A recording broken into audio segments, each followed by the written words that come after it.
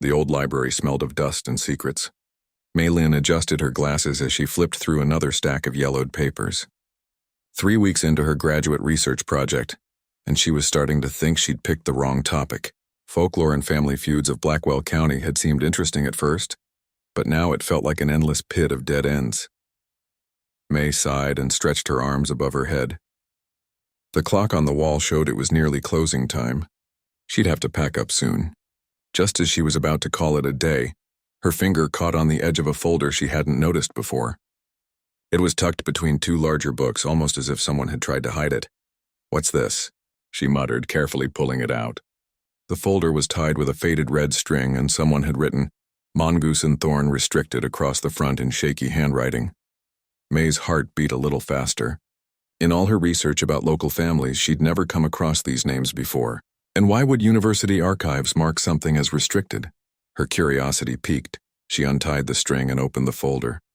Inside was a collection of papers, some typed, others handwritten. They appeared to be journal entries, letters, and newspaper clippings. The oldest one dated back to 1887. May picked up what looked like a journal entry and began to read. May 12, 1887. The Mongoose family has gone too far this time. Their dabbling in matters beyond mortal understanding threatens us all. I have confronted Richard Mongoose, but he laughs at my concerns. He does not understand the forces he is playing with. I fear what will happen if they complete the ritual tomorrow night. James Thorne. Mee felt a chill run down her spine. This wasn't the usual dry historical record she'd been reading for weeks. This felt personal, urgent. She flipped through more papers, finding references to the Hex, binding rituals, and protection of the bloodline. One newspaper clipping from 1888 reported strange lights and sounds coming from the Mongoose property, followed by the mysterious illness of several family members. 5 minutes to closing. The librarian's voice echoed through the stacks, making May jump. She looked down at the folder, knowing she should put it back. Instead, she took out her phone and quickly snapped photos of as many pages as she could. As she was retying the string, a small object fell from between the papers. It was an old key, tarnished with age, but still intact. Without thinking, May pocketed it, then returned the folder to its hiding spot. On her walk back to her apartment, May couldn't stop thinking about what she'd read. Most local folklore was predictable. Land disputes, love triangles, maybe the occasional ghost story. But this seemed different. The way James Thorne wrote about forces beyond mortal understanding didn't sound like superstition. It sounded like fear. Her apartment was small but cozy, tucked above a coffee shop in the older part of town. Mee made herself a cup of tea and settled at her desk, scrolling through the photos she'd taken. The more she read, the more confused she became. The documents jumped around in time, making it hard to piece together a coherent story, but certain details kept repeating. A ritual gone wrong, a binding spell, and something about both families being needed to maintain it. Outside, the wind picked up, rattling her windows. The lights flickered once, twice, then steadied. May glanced up, momentarily distracted. When she looked back at her phone, the screen had gone black. She pressed the power button, but nothing happened. "Great," she muttered, plugging it into the charger. Technology always seemed to fail her at the worst moments. Just then, her laptop chimed with an email notification. It was from Dr. Parker, her academic advisor. "May, heard you were in the archives today. Need to speak with you urgently about your research direction. My office, 9 a.m. tomorrow." Dr. P. May frowned. How did Dr. Parker know what she was researching? She hadn't updated him in weeks. And why the urgent meeting? She sent a quick reply confirming the appointment, then went back to trying to revive her phone. When it finally turned on again, something strange had happened. The photos she'd taken were still there, but they were blurry, as if someone had shaken the camera. All except one, a clear image of a hand-drawn symbol. It looked like 2 intertwined snakes, one dark, one light, forming a circle. Beneath it were words in what looked like Latin. May grabbed a notepad and copied down the symbol and the words as best she could. Then she tried to translate the Latin using an online translator. The result was confusing. 2 must bind what 2 unleashed. Blood calls to blood across time. A sudden knock at her door made her jump. May glanced at the clock. It was after 10 p.m. Who would be visiting this late? She approached the door cautiously. "Who is it?" she called. No answer. Just another knock, softer this time. May peered through the peephole but saw only darkness, as if someone was covering it from the other side. Her heart raced as she backed away from the door. The knocking stopped. May waited, hardly daring to breathe. After what felt like an eternity, she heard footsteps moving away down the stairs. She rushed to her window, which overlooked the street, but saw only a dark figure disappearing around the corner. Something about the way they moved seemed off. Sleep didn't come easily that night. May dreamed of dark shapes moving just at the edge of her vision, of whispered voices speaking words she couldn't quite catch. She woke several times, sure she'd heard someone calling her name. Morning brought no relief. As May walked to campus for her meeting with Dr. Parker, she couldn't shake the feeling she was being watched. Twice she turned around suddenly, thinking she'd caught sight of someone following her, but the sidewalk behind her was empty. Dr. Parker's office was at the end of a long hallway in the anthropology building. The door was slightly ajar when she arrived. May knocked lightly. "Come in," called Dr. Parker's familiar voice. He was sitting behind his desk, looking more tired than usual. At 65, Dr. Parker was nearing retirement, his hair more salt than pepper these days. But May had always admired the sharp intelligence in his eyes. Today, though, those eyes held something else. Worry, perhaps, or fear. "Sit down, May," he said, gesturing to the chair across from him. "I understand you've been looking into the Mongoose and Thorne families." May blinked in surprise. "Yes, but how did you—" "The university has certain protocols when it comes to those families," he interrupted. "Any research related to them gets flagged. I received a notification yesterday evening." "Flagged? Why would the university care about local folklore?" Dr. Parker sighed deeply. "What you've stumbled upon isn't just folklore, May.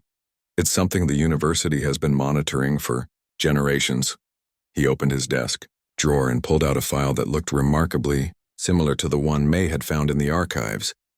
"I'm going to give you some advice, both as your advisor and as someone who cares about your well-being," he said, his voice low. "Drop this line of research. Find another family feud to study. There are plenty in Blackwell's history." May felt a flash of irritation. "But I just started looking into this, and frankly, it's the most interesting thing I've found in months." "Why would I drop it?" "Because people who dig too deeply into the Mongoose Thorne history tend to have accidents." The way he said accidents sent a chill through May. "What kind of accidents?" she asked. Dr. Parker didn't answer directly. Instead, he pushed the file toward her. "This contains the research of the last graduate student who studied these families. Kelly Wu, 2014, brilliant student. She was found in her apartment, apparently having suffered some kind of breakdown. She'd covered the walls with that symbol." He tapped the file, "The same one you copied into your notes last night." May felt the blood drain from her face. "How could you possibly know what I told you?" "The university monitors these things." Dr. Parker leaned forward. "Kelly recovered eventually, but she transferred to another school. Never finished her research. Never spoke about what she found." May swallowed hard. "Are you threatening me?" "No." Dr. Parker looked genuinely shocked. "I'm trying to protect you. There are things about this town, about those families that are better left alone." He hesitated, then added more quietly, "I made the same mistake once, when I was about your age. I still have nightmares." The office suddenly felt too small, too close. May stood up. "I appreciate your concern, Dr. Parker, but I can't just drop my research because of some vague warnings and an old story about a student who had a breakdown." "May, please, I'll think about it," she said, not meaning it. "But right now I need some air." She left the office quickly, her mind racing. Dr. Parker's warnings should have scared her off. Instead, they'd done the opposite. Whatever secret lay behind the Mongoose Thorne feud, it was big enough to frighten her advisor and trigger university protocols, which meant it was exactly the kind of discovery that could make her academic career. As May walked across campus, she pulled out the old key she'd found in the archives. What did it open? And why had it been hidden with those documents? She turned it over in her hand, noticing for the first time that there was a tiny symbol engraved on it, the same intertwined snakes she'd seen in the documents. May didn't believe in fate, but she couldn't deny the feeling that she'd been meant to find that folder, that she was now part of whatever story it contained. And despite the warnings, despite the strange occurrences and the feeling of being watched, She knew one thing for certain. She wasn't going to stop until she uncovered the truth behind the Mongoose and Thorne Hex. May spent the next 3 days diving deeper into the mystery of the Mongoose and Thorne families. Despite Dr. Parker's warnings, she couldn't stop thinking about the strange documents, the symbol, and the key she'd found. Her small apartment was now covered with notes, printouts, and a large map of Blackwell County, where she'd marked locations mentioned in the old papers. After hours of searching online archives and property records, May had discovered something interesting. The Thorne family had owned a large estate on the outskirts of town until the 1970s, when most of the land was sold off. But one small property, a cottage and about an acre of land, was still listed under the name Thorne Trust. The address was just a 30-minute drive from campus. This has to be it, May muttered to herself as she scribbled down the address. If any Thornes were still around, that's where they'd be, and she needed to talk to someone who might know the truth about the hex. The next morning, May rented a car and drove out to the address. As she left the main road and turned onto a narrow dirt track, doubt began to creep in. What exactly was she planning to say? "Hi, I'm researching your family's secret supernatural feud" didn't seem like a great opener. The track curved through thick woods before opening onto a small clearing. In the center stood a cottage that looked like it belonged in a fairy tale. Stone walls, a sloped roof with weathered shingles, and a garden that had long ago turned wild. Smoke rose from the chimney, so someone was definitely home. May parked the car and sat for a moment, gathering her courage. As she was about to get out, she noticed something odd about the trees surrounding the clearing. Each one had a small symbol carved into its trunk, the same intertwined snakes she'd seen on the key. Taking a deep breath, May walked up to the front door and knocked. For nearly a minute, nothing happened. She was about to knock again when she heard movement inside. The scrape of a chair, footsteps, and then a voice right on the other side of the door. "Who are you and what do you want?" The voice was deep, male, and unfriendly. "My name is May Lin. I'm a graduate student at Blackwell University. I'm researching local history and I'm interested in learning about the Thorne family." A harsh laugh came from behind the door. "University, huh? Another one of Parker's students?" May was startled. "You know Dr. Parker? I know he sends a student out here every few years. Always with the same questions. Always poking around where they shouldn't. He actually told me not to pursue this research." That seemed to surprise the man. After a pause, the door opened a few inches, held by a security chain. A face appeared in the gap. A man probably in his 50s with dark hair streaked with gray and the deepest blue eyes May had ever seen. Those eyes studied her with open suspicion. "If Parker told you to back off, why are you here?" May hesitated. "Because I found some documents. About the Mongoose family and something called the Hex. And I found this."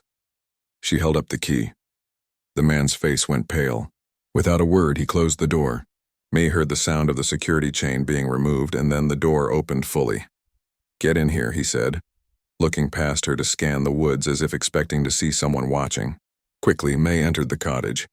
The inside was surprisingly cozy, a stone fireplace with a crackling fire, bookshelves lining every wall, comfortable but worn furniture. The man closed and locked the door behind her, then drew heavy curtains over the windows. "Sit," he said, pointing to an armchair. As May sat, he remained standing, looking down at her with a mixture of curiosity and annoyance. "My name is Leo Thorne. I'm the last of my line, and you shouldn't have come here." "I'm sorry to bother you," May said, "but I need to understand what I've stumbled into. These past few days, strange things have been happening. I feel like I'm being watched. My electronics keep malfunctioning. And last night..." She hesitated, unsure if she should mention the dream she'd had, of shadows gathering around her bed, whispering in a language she didn't understand. Leo's expression softened slightly. "It's already started, then. The awakening." He sighed heavily and finally sat down across from her. "Let me see the key." May handed it to him. Leo turned it over in his hands, his finger tracing the symbol. "Where did you find this?" "In some old documents at the university archives. They mentioned a feud between your family and the Mongoose family." Leo snorted. "Feud? That's one way to put it." He looked up at her sharply. "What's your interest in this? Academic curiosity? Looking for a good story for your thesis?" "I just want to know the truth," May said simply. Leo studied her for a long moment, then nodded as if coming to a decision. "The truth is complicated. And dangerous. But you're involved now whether you want to be or not. He leaned forward. What do you know about the Hex? Not much. Just that it was some kind of curse placed on both families after a ritual went wrong. It wasn't a curse, Leo said firmly. It was a binding spell. And it didn't go wrong. It did exactly what it was supposed to do. He stood and walked to one of the bookshelves, pulling down an old leather-bound book. The trouble started in 1887. Eleanor Thorne, my great-great-grandmother, discovered that the Mongoose family had been experimenting with something they shouldn't. What kind of experiments? May asked. They were trying to gain power. The kind of power humans aren't meant to have. They found an old text, older than any civilization we know of, that described a ritual to summon and bind. A being, something not from this world. Leo flipped open the book to reveal pages covered in symbols similar to the one on the key. They thought they could control it, use its power. They were wrong. May felt a chill run down her spine. What happened? The ritual worked, but not the way they expected. The being they summoned couldn't be controlled. It began to change them, alter their minds. Eleanor realized what was happening and intervened. She knew she couldn't banish the entity back to wherever it came from, but she could bind it, contain it so it couldn't spread its influence.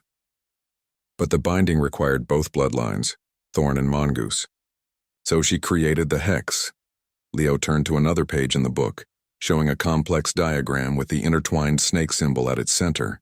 The Hex bound the entity, but it also bound our families together. The entity feeds on both bloodlines, drawing small amounts of energy from us. In return, it stays contained. But the binding needs to be renewed every 100 years. May's mind was racing. And when is the next renewal due? This year. Next month, to be exact. Leo closed the book. That's why things are happening to you now. The binding is weakening. The entity is starting to wake up, to reach out. And somehow it's connected to you.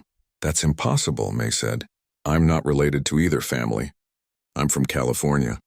My parents immigrated from Taiwan before I was born. Leo shook his head. Bloodlines mix and spread. Somewhere in your family tree there must be a connection to the Mongoose line. He leaned forward, studying her face.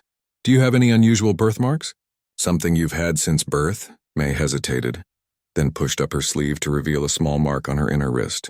It looked like a crescent moon with 3 dots beneath it. She'd always thought it was just an unusual birthmark. Leo's eyes widened. The mongoose mark, he whispered. I knew it. You're one of them. That's crazy, May said, pulling her sleeve back down. This is just a birthmark. It doesn't mean anything. Then why did you show it to me? Leo asked quietly. Part of you knows I'm telling the truth. Part of you has always known you were different. May couldn't answer, because he was right. She had always felt a strange connection to her birthmark, had always been oddly protective of it. What does this mean? She finally asked. What happens now? Now, Leo said, we prepare for the renewal ritual. Without it, the entity will break free, and trust me, you don't want that to happen. But I don't know anything about rituals or binding spells or whatever this is. May protested. You don't need to. The knowledge is in your blood. It will come to you when needed. Leo stood up and walked to a cabinet. He unlocked it with a key similar to the one May had found, and removed a small wooden box. This contains everything you need to know. Take it, study it, but be careful. Others will be watching you now. Others? Who? Those who want the entity freed. There have always been people who believe it could grant them power or knowledge. They've tried to disrupt the renewal ritual before. He handed her the box. Don't trust anyone, not even Dr. Parker. May took the box. It was heavier than it looked and warm to the touch, as if something inside was generating heat. Why are you helping me? You don't even know me. Leo's expression was grim, because I have no choice. I'm the last Thorne. If the ritual fails because I didn't help you, everything my family has sacrificed for generations will be for nothing. As May drove back to her apartment, the wooden box sat on the passenger seat beside her. Her mind was reeling from everything Leo had told her. Part of her wanted to dismiss it all as the ramblings of an eccentric recluse. But another part, a deeper, more instinctive part, knew he was telling the truth. Back at her apartment, May locked the door and drew the curtains before opening the box. Inside were several small items, a vial of dark liquid, a leather pouch containing what looked like herbs, a small silver knife, and a folded piece of parchment. With trembling fingers, she unfolded the parchment to reveal a detailed set of instructions for the renewal ritual, along with a hand-drawn map marking the location where it needed to be performed. The location was familiar. It was on the university campus, beneath the old library where she'd first found the documents. As May studied the map, her phone rang, making her jump. The screen showed Dr. Parker. She let it go to voicemail. Leo's warning echoed in her mind. Don't trust anyone. She turned back to the ritual instructions. According to the parchment, the renewal had to be performed on the night of the full moon, exactly 2 weeks from today. And it required both a Thorne and a Mongoose descendant. The weight of responsibility settled on May's shoulders. Whatever was happening, whatever this entity was, she was now a part of it, and somehow she would have to find the courage to face it. The dream started that night. May found herself walking through unfamiliar woods, following a path that seemed to glow faintly in the moonlight. Ahead, she could see a clearing where people gathered around a stone altar. As she drew closer, she recognized one of them as a younger version of Leo Thorne. Beside him stood a woman with May's birthmark visible on her wrist. The people were chanting in a language May didn't understand, yet somehow she knew what the words meant.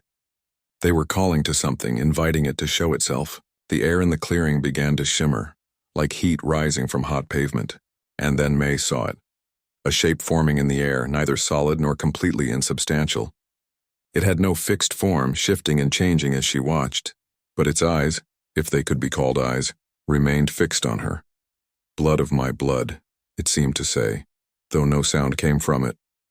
At last you have returned. May woke with a gasp, her heart pounding. Gray dawn light filtered through her curtains. She reached for her phone to check the time and found several missed calls from Dr. Parker and one text message. We need to talk. It's not what you think. Ignoring the message, May got out of bed and went to the wooden box Leo had given her. The items inside seemed more real, more significant after her dream. She picked up the vial of dark liquid and held it up to the light. Whatever was inside moved strangely, not quite like a normal liquid. Her phone rang again. Dr. Parker. With a sigh, May answered. May, where have you been? I've been trying to reach you. Dr. Parker sounded genuinely worried. I've been busy with research, she said carefully. I know you went to see Leo Thorne yesterday. May froze. How could you possibly know that? Because I've been watching the Thorne property for years. Look, May, you need to be careful. Leo isn't telling you everything. And you are? May couldn't keep the skepticism from her voice. Dr. Parker sighed. Fair point. No, I haven't been completely honest with you either, but not because I want to harm you, because I'm trying to protect you. There was a pause. Meet me at the coffee shop near your apartment in an hour. Please, I'll tell you what I know. After hanging up, May sat for a long time staring at the wooden box. Leo had warned her not to trust anyone, including Dr. Parker, but she needed more information, and right now Dr. Parker was offering it. An hour later, May sat in a corner booth at the coffee shop, nursing a cup of tea she hadn't touched. The shop was busy with the morning rush, people coming and going with their to-go orders. Dr. Parker arrived right on time, looking even more tired than he had in his office a few days ago. Thank you for meeting me, he said, sliding into the booth across from her. He ordered a black coffee when the server came by, then leaned forward. How much has Leo told you? Enough, May said. About the ritual in 1887, about the entity, about the renewal that needs to happen. Dr. Parker nodded slowly. Did he tell you about the organization? What organization? The people who've been watching both families for generations, making sure the renewal happens, making sure the entity stays contained. He sipped his coffee. I'm one of them. May stared at him. You're part of some, what, secret society? Nothing so dramatic. We're scholars mostly. People who understand what's at stake. Dr. Parker looked around to make sure no one was listening. The university was founded specifically to keep watch over the binding site. That's why we have protocols about research into those families. If you're supposed to be helping, why did Leo tell me not to trust you? Because Leo Thorne is stubborn and old-fashioned. He believes the responsibility belongs solely to the bloodlines, but the truth is more complicated. Dr. Parker pulled out his phone and showed her a photo. It was an old black and white image of a group standing in front of the university library. This was taken in 1924 at the last renewal. See the man in the center? May leaned closer. The man looked remarkably like Dr. Parker. My grandfather, Dr. Parker explained. He was there to help with the renewal, just as I'll be there to help you and Leo. You want to help with the ritual? May was confused. But Leo said it has to be performed by a thorn and a mongoose. The core ritual, yes. But there's preparation involved. Protection that needs to be in place. Dr. Parker put his phone away. The entity isn't the only danger. There are others who know about the renewal. People who want to disrupt it. People who believe they can harness the entity's power if it's freed. A chill ran down May's spine as she remembered Leo saying something similar. Who are these people? They call themselves the Seekers.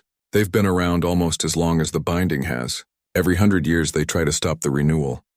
Dr. Parker's expression darkened. And they're already here in town. I've spotted at least 3 of them on campus in the past week. How do you know who they are? They have a mark they all wear. A single eye with a lightning bolt through it. Dr. Parker rolled up his sleeve slightly to reveal a small tattoo on his inner wrist. A shield with the intertwined snake symbol inside it. Just as we have ours. May sat back trying to process everything. So there's Leo who says I need to help with this ritual. There's you and your organization who also want to help. And there's these Seekers who want to stop us. Is that right? Dr. Parker nodded. That's the situation. And we have less than 2 weeks before the full moon. What happens if we fail? If the renewal doesn't happen? Dr. Parker's face grew grave. The entity breaks free. And while it's contained, it's relatively harmless. But free, it feeds on human consciousness. It changes people. Makes them not themselves anymore. Like mind control? Worse, it doesn't just control minds. It reshapes them.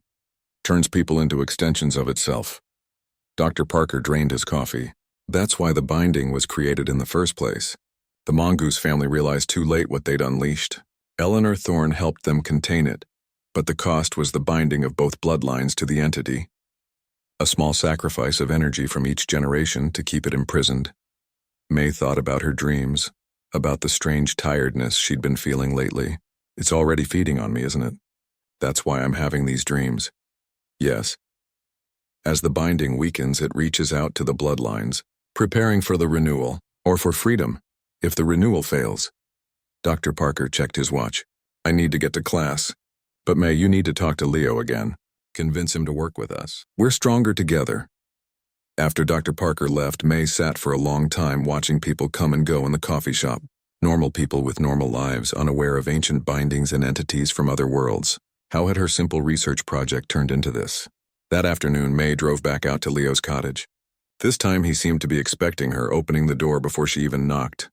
Parker reached out to you, he said. It wasn't a question. Yes, he told me about his organization, about the Seekers.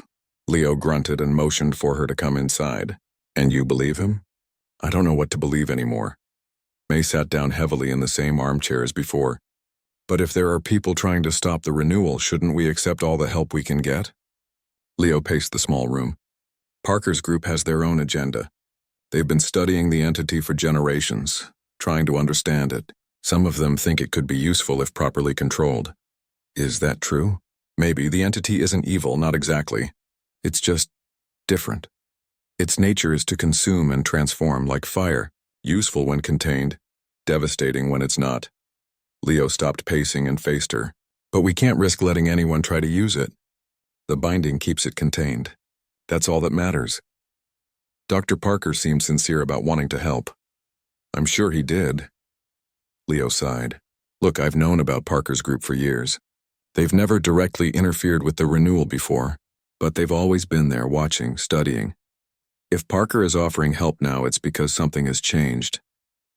The Seekers? Possibly. Or something else. Leo sat down across from her. Have you been having dreams? About the entity? May nodded. Tell me about them. She described the dream, the clearing, the altar, the shape in the air that spoke to her. Leo listened intently, his expression growing more concerned. It's reaching out to you specifically, he said when she finished. That's unusual. Normally it just feeds. It doesn't communicate. What does that mean? I don't know. But it makes me even more cautious about involving Parker's group. Leo rubbed his face tiredly. We need to start preparing for the ritual. There are things you need to learn, protections that need to be put in place. And what about the Seekers? I'll deal with them if they show up. They're dangerous, but they're still human. Leo stood and went to one of his bookshelves, pulling down several old volumes. For now, we focus on the ritual. Everything else is a distraction. As Leo began explaining the intricacies of the renewal ritual, May felt a strange doubling in her mind, as if she was both learning this information for the first time and remembering something she'd always known. Certain phrases Leo spoke triggered flashes of memory that couldn't possibly be hers. Hands drawing symbols in earth, voices chanting in that strange language from her dream, the feeling of power flowing through her body. The renewal itself is simple, Leo was saying. We go to the binding site, the chamber beneath the library. We mix our blood with the binding potion. He nodded toward the vial in the wooden box. We speak the words of renewal. The entity appears, takes what it needs from us, and the binding is renewed for another 100 years. That doesn't sound too difficult, May said. Leo's smile was grim. The difficult part is getting to the binding site. The Seekers will try to stop us, and the entity itself will test us. It doesn't want to remain bound even though part of it knows it must be. Test us how? Visions, temptations, fears made real. It will try to turn us away, make us doubt. Leo looked at her intently. Are you sure you're ready for this? May thought about her normal life just a week ago. Classes, research, planning for her future academic career. All of that seemed very far away now. But something inside her, something connected to the birthmark on her wrist, told her this was where she was meant to be. I'm ready, she said, and was surprised to find she meant it. Leo nodded, satisfied. Then we begin your training tomorrow. For now, take these books, study them, and his expression softened slightly. Be careful. The entity will be watching you now, and so will the Seekers. As May drove back to her apartment with a stack of ancient books beside her, she couldn't shake the feeling that she was being followed. Twice she took unnecessary turns, trying to see if anyone was behind her. There was no obvious tail, but the sensation persisted. Back in her apartment, she locked the door and checked all the windows before settling down with Leo's books. As she opened the first one, her phone buzzed with a text from an unknown number. The entity lies. The binding is a prison, not a protection. We can help you understand your true purpose. Meet us tomorrow. May stared at the message, a chill running through her. The Seekers had found her. May stared at the text message for a long time before finally deleting it. The Seekers knew who she was, knew her phone number. How much else did they know? She glanced around her small apartment, suddenly feeling exposed. After a moment's hesitation, she called Leo. They've contacted me, she said when he answered. The Seekers. They want to meet tomorrow. Don't go, Leo said immediately. It's a trap. They'll try to stop you from participating in the renewal. I wasn't planning to meet them, May assured him, but they have my phone number. They could know where I live. There was a pause on the other end of the line. Pack a bag, Leo finally said. You'll stay at my place until the renewal.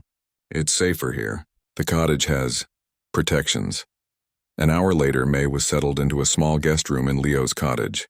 The room was dusty as if it hadn't been used in years, but it felt safer than her apartment. Leo had drawn strange symbols on the door and windows. Protection wards, he called them. Get some sleep, he told her.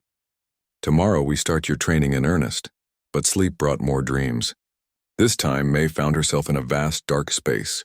No walls, no ceiling, just endless darkness. And floating before her, the shifting, formless entity. Why do you help them bind me? It asked, its voice echoing in her mind rather than her ears. Because it's necessary, May replied. Leo says you're dangerous if you're free. Leo Thorne sees only what his ancestors taught him to see. The entity's form rippled and changed, becoming something almost human-shaped. Ask yourself, why would the Mongoose family, your ancestors, summon me if I was merely a danger? They were looking for power, May said, repeating what Leo had told her. Knowledge, the entity corrected. They sought understanding. And I gave it to them. I can give it to you as well. At what cost? The entity seemed to smile, though it had no real face. Always the right question. Yes, there is a cost. There is always exchange. But the binding cost you too. Your energy, your potential, parts of yourself you never even knew existed. May felt a pull toward the entity, a strange yearning. What are you really? I am a bridge, it said, between your reality and others.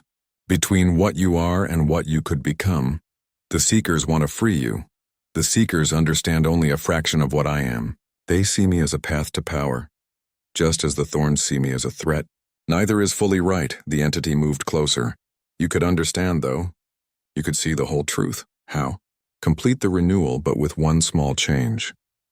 The entity's form shimmered, and suddenly May could see a vision of herself and Leo in a chamber beneath the library, performing the ritual. But in the vision, she added something to the binding potion, a few drops of a golden liquid. This will create a different kind of connection. Not a binding of prison and prisoner, but a partnership. Why should I trust you? May asked. You shouldn't, the entity replied simply. Just as you shouldn't fully trust Leo or Dr. Parker or the Seekers. Trust your own judgment, your own blood. May woke with sunlight streaming through the guest room window. The dream had felt utterly real, and she could still hear the entity's last words echoing in her mind. Your own blood. Over breakfast, she considered telling Leo about the dream but decided against it. Something told her he wouldn't understand, that he was too set in his beliefs about the entity being purely dangerous. We have 10 days until the full moon, Leo said as they ate. Today we need to practice the protective circles and words of warding. The closer we get to the renewal date, the more the entity will try to influence us to weaken our resolve. Too late for that, May thought, but she nodded. What about the Seekers? And Dr. Parker's group? I've been thinking about Parker, Leo admitted. You may be right that we need allies. The Seekers are more organized this time than in previous renewals. I've seen them watching the cottage. He sipped his coffee thoughtfully. I'm going to reach out to Parker today. Set up a meeting. Really? You're willing to work with him? Willing might be too strong a word, Leo said with a wry smile. But I'm considering it. In the meantime, we focus on your preparation. They spent the morning in Leo's backyard where he had cleared a large circle in the dirt. He showed May how to draw the protective symbols, correcting her technique with surprising patience. The intent matters as much as the form, he explained. You have to hold the purpose clearly in your mind as you draw. By midday, May could recreate the basic protection circle without assistance. Her hand seemed to know the movements as if guided by some deep memory. Good, Leo said, looking pleased. Now for the harder part, the words of warding. The words turned out to be phrases in that strange language from May's dreams. Leo wrote them down phonetically and had her repeat them, over and over until she could recite them without hesitation. What language is this? She asked during a break. No one knows, Leo admitted. It's not related to any known human language. The working theory is that it's the entity's native tongue or something close to it. So we're using its own language to bind it? Isn't that risky? All of this is risky, Leo said bluntly. But the binding has worked for generations. Whatever risks there are, they're less than the alternative. In the afternoon, Dr. Parker arrived at the cottage. He looked surprised to see May there, but quickly composed himself. I'm glad you reached out, Leo, he said as they settled in the living room, and even more glad you're taking precautions. He nodded toward May. The Seekers contacted her, Leo explained. I thought it safer to have her here, Dr. Parker frowned. They're moving faster than I expected. We've identified at least 5 of them in town now. They've been asking questions watching the library. Then we definitely need to work together, Leo said, though May could tell the admission cost him some pride. What can your people offer? Protection, primarily. We can keep the Seekers busy, draw them away from you two on the night of the renewal, and we have resources, knowledge collected over generations. What kind of knowledge? May asked. Dr. Parker hesitated. We've been studying the entity, trying to understand its nature, its origins. We believe it's not inherently malevolent. It's just incompatible with our reality in its unbound state. Leo snorted. That's a diplomatic way of putting it. It's the truth, Dr. Parker insisted. The entity exists in multiple dimensions simultaneously. When unbound, it disrupts our single-dimension perception. That's why it seems to change people. It's actually expanding their consciousness beyond what human minds can safely process. May thought of her dream, of the entity calling itself a bridge. So it's not evil, just too much for us to handle? Exactly, Dr. Parker said, looking at her with renewed interest. Has it communicated with you? Before May could answer, Leo cut in. Whether it's evil or just incompatible doesn't change what we need to do. The renewal must happen. Of course, Dr. Parker agreed quickly. That's why we're here, to ensure it does.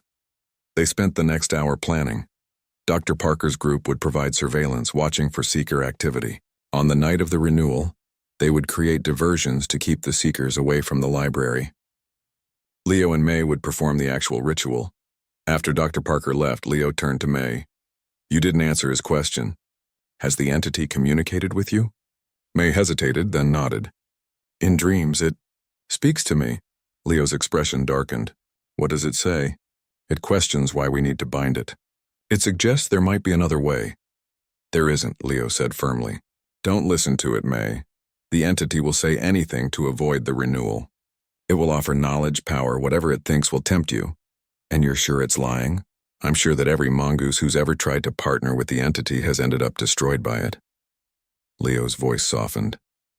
I know it's confusing. The entity is intelligent, persuasive, but you have to trust me on this. The binding is the only safe option. May nodded, but inwardly she wasn't entirely convinced. Leo's certainty felt rigid, inherited rather than earned, and Dr. Parker's explanation of the entity as a multidimensional being made a strange kind of sense. That night, there was no dream of the entity.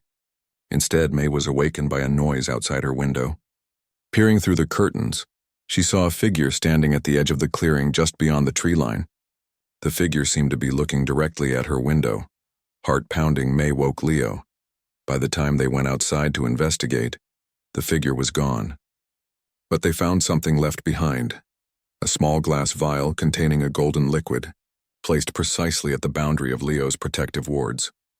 Don't touch it, Leo warned, using a stick to roll the vial into a cloth bag. It's from the Seekers, probably meant to disrupt the renewal somehow. May said nothing, but a chill ran down her spine. The golden liquid looked exactly like what the entity had shown her in her dream. The next week passed in a blur of preparation. Each day May practiced the protective circles and words of warding. Each night she dreamed, sometimes of the entity, sometimes of past renewals, sometimes of things she couldn't begin to describe. The dreams left her exhausted but also filled with a strange energy, as if parts of her mind were awakening that had always been dormant. 3 days before the full moon, they received disturbing news from Dr. Parker. 2 members of his group had been attacked, their protection symbols destroyed. The Seekers were growing bolder. We need to move up our timeline, Dr. Parker said during an emergency meeting at the cottage.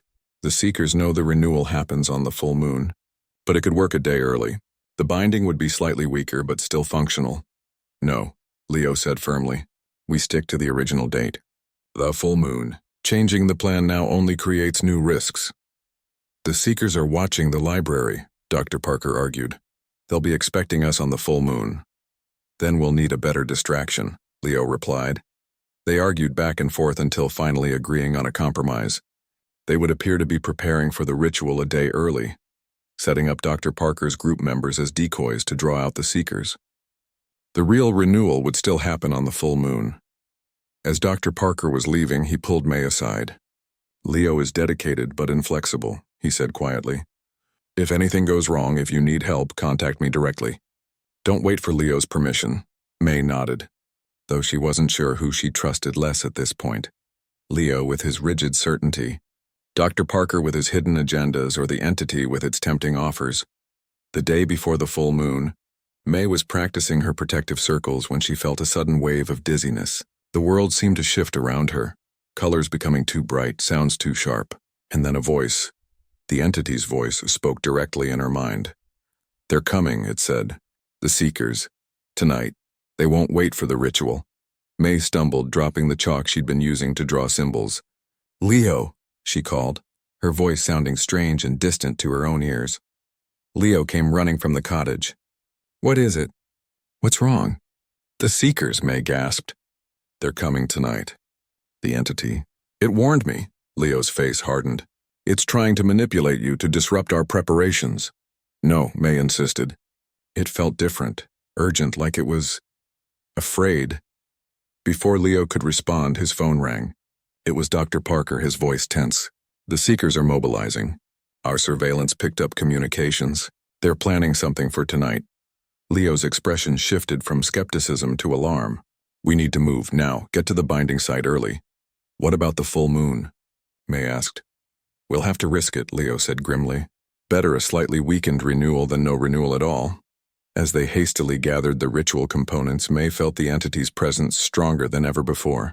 It wasn't speaking to her anymore, but she could feel its attention, its focus. It was watching, waiting. And despite everything Leo had told her about its dangers, May couldn't shake the feeling that the entity was just as invested in the renewal as they were, just for different reasons. Night fell as they prepared to leave for the university. Dr. Parker had arranged for several of his group to create diversions around campus, drawing the seekers' attention away from the library. If everything went according to plan, May and Leo would have just enough time to reach the binding site and complete the ritual.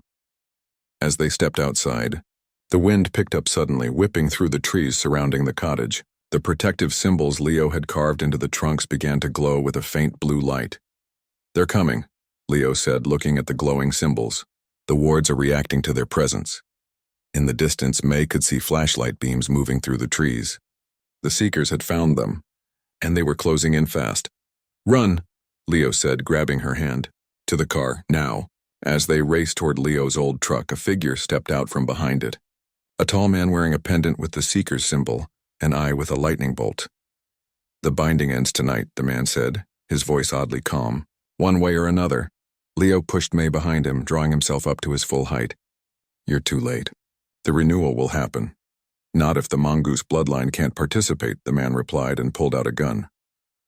Time seemed to slow down. May saw the man's finger tighten on the trigger. She saw Leo tense, preparing to leap forward, and she felt something stir within her. Something connected to her birthmark, to her bloodline, to the entity itself.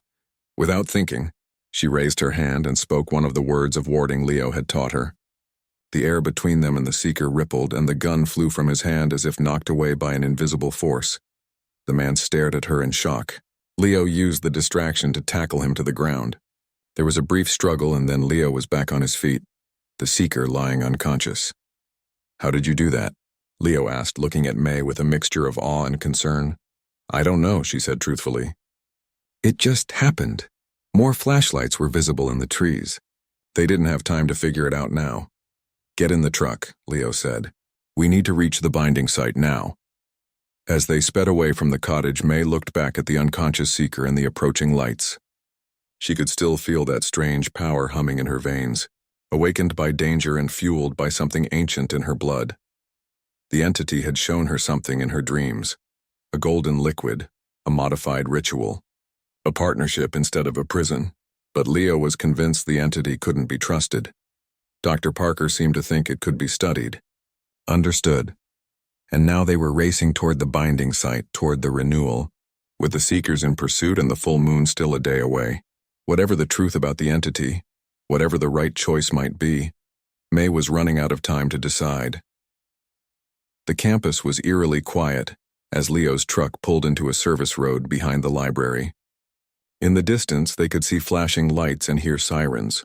Dr. Parker's diversions were working, drawing security and likely the seekers to the other side of campus. We need to hurry, Leo said as they grabbed their bags of ritual components. The binding site is in the oldest part of the library basement. There's a maintenance entrance that should be unlocked. May followed Leo across the darkened grounds, her heart pounding. The birthmark on her wrist seemed to pulse with warmth, as if responding to their proximity to the binding site. In her bag, she carried the wooden box Leo had given her, containing the ritual items, including the vial of dark liquid that would be mixed with their blood.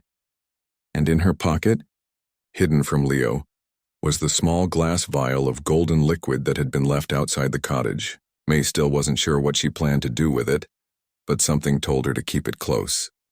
They reached the maintenance door without incident. Leo pulled out a key, similar to the one May had found in the archives, and unlocked it. Inside was a narrow utility corridor, lined with pipes and electrical conduits.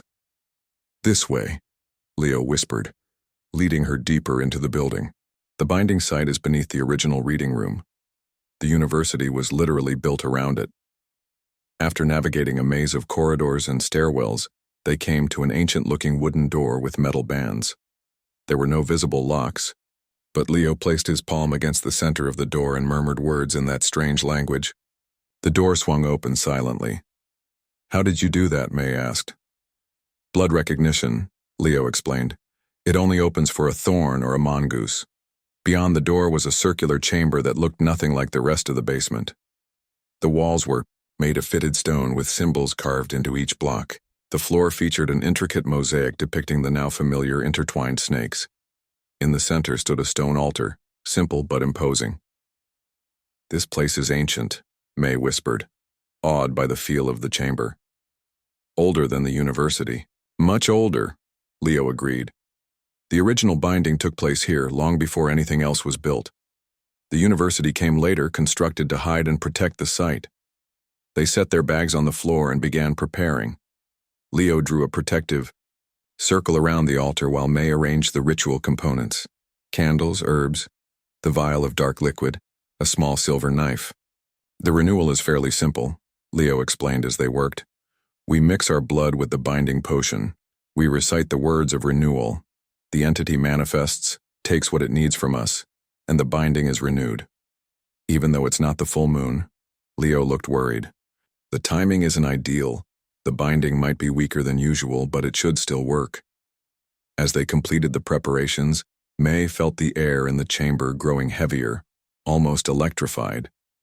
The birthmark on her wrist was burning now, and she could hear a faint whispering at the edge of her consciousness, the entity drawing closer. "It's time," Leo said, taking his position on one side of the altar. May stood opposite him. Between them sat the vial of dark liquid, uncorked and waiting. Leo picked up the silver knife and cut his palm, letting drops of blood fall into the vial. The liquid inside hissed and swirled, changing from dark purple to deep red. He passed the knife to May.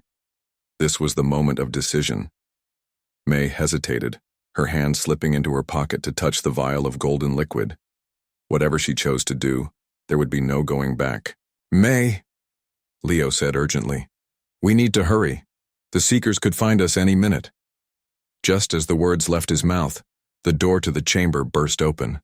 Dr. Parker stumbled in, blood trickling from a cut on his forehead. "The diversions failed," he gasped. "The Seekers knew they were decoys. They're coming," Leo swore under his breath. "How long do we have?" "Minutes, maybe less." Dr. Parker moved to the door. "I'll try to hold them off. Complete the ritual." May looked at the knife in her hand, then at Leo's expectant face. The entity's voice echoed in her mind. "A partnership, not a prison." "What are you waiting for?" Leo asked, tension evident in his voice. Making her decision, May quickly cut her palm and let the blood drip into the vial. But as she did, her other hand slipped the golden vial from her pocket, and she added 3 drops to the mixture. The liquid in the vial flashed brilliantly, shifting from red to gold and back again, finally settling on a deep amber color. Leo stared at it in shock. "What did you do?" he demanded. "What needed to be done?" May said, suddenly feeling more certain than she had in days. "The binding doesn't have to be a prison, Leo. It can be a partnership." Before Leo could respond, they heard shouting in the corridor outside.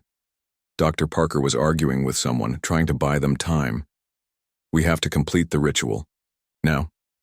May grabbed Leo's hands across the altar. "Trust me, please." Leo hesitated, then nodded grimly. Together they began to recite the words of renewal, their voices joining in that ancient, inhuman language. As they spoke, the symbols carved into the walls began to glow with a soft blue light. The air in the center of the chamber shimmered and distorted. And then the entity was there, not fully visible, but present. A shifting, flowing form that seemed to exist in multiple places at once.